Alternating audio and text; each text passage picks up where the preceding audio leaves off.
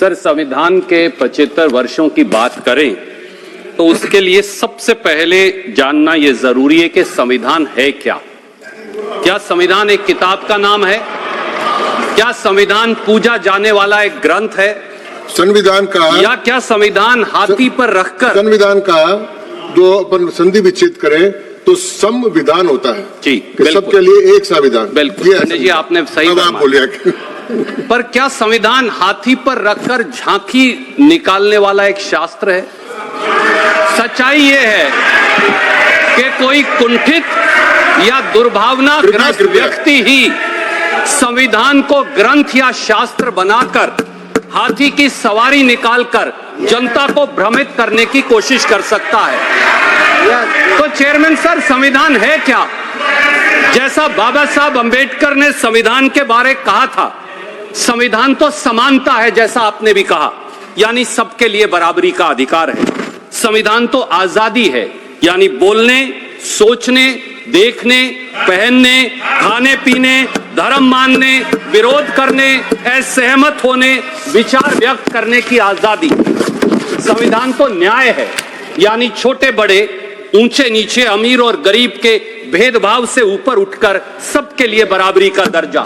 संविधान तो भाईचारा है, जैसे मेरे एक और साथी ने कहा, यानी धर्म और जाति की नफरतों और विभाजनों से ऊपर उठकर प्रेम, सद्भाव, सदाचार और संविधान का नाम संविधान है। संविधान के 74 सालों पर चर्चा के लिए संविधान के मायने जानना जरूरी है, क्योंकि सत्ता के हीरो का मुकुट पहना बादशाह आज संविधान के मायने भूल बैठा है। सत्ता के सिंहासन और बड़ी बड़ी कुर्सियों पर बैठे लोगों को आज की तारीख में जानने की जरूरत है कि संविधान के मायने क्या हैं, और मैं अपने शब्दों में उन्हें चरितार्थ करने की कोशिश करूंगा। वो राज के तंत्र, यानी सत्ता हथियाने और सरकार बनाने को संविधान मान बैठे हैं, पर देश के लिए गरीबों की मुसीबतों और जनता की जरूरतों के आगे सत्ता की जवाबदेही के प्रजातंत्र को संविधान कहते हैं।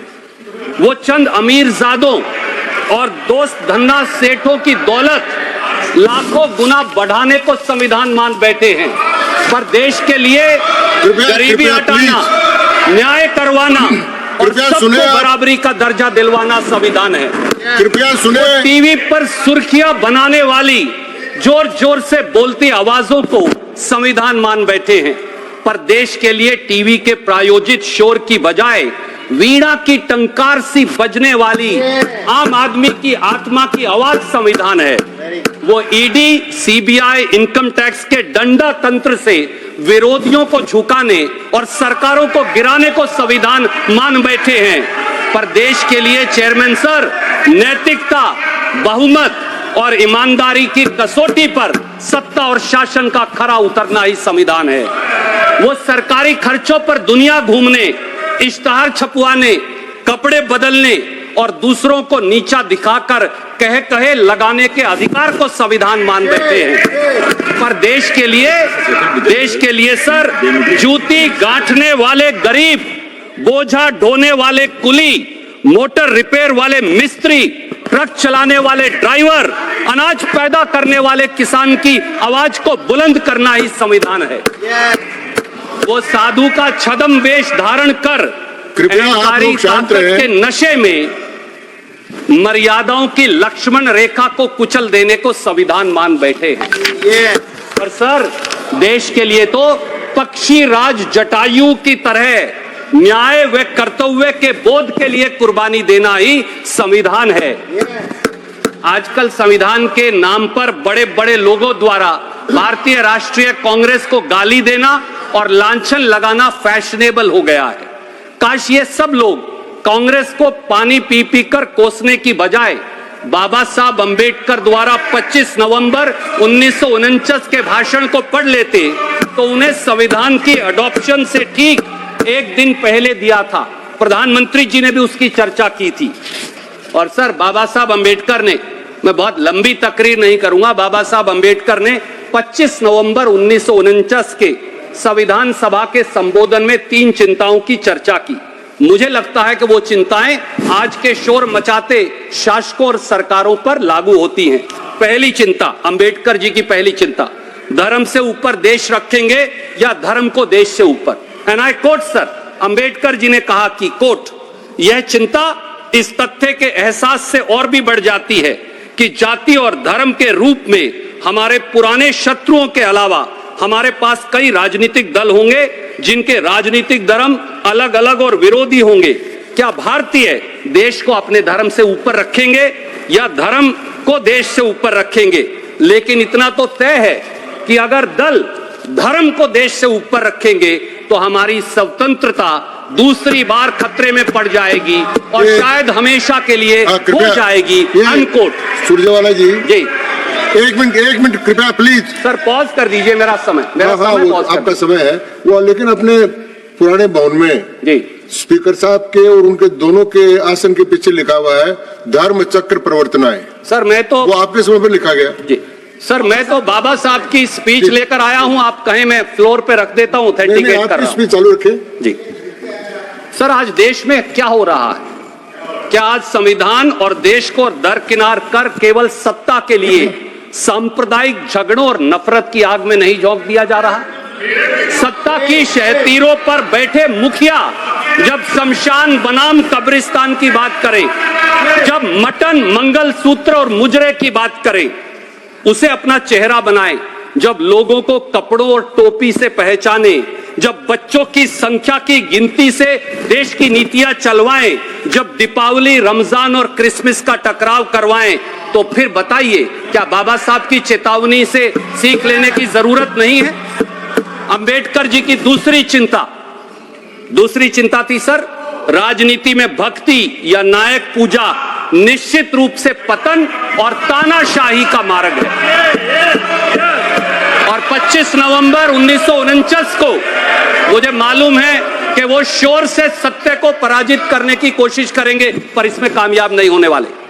धर्म में भक्ति आत्मा की मुक्ति का मार्ग हो सकती है, लेकिन राजनीति में भक्ति या नायक पूजा निश्चित रूप से पतन और अंततः तानाशाही का मार्ग है।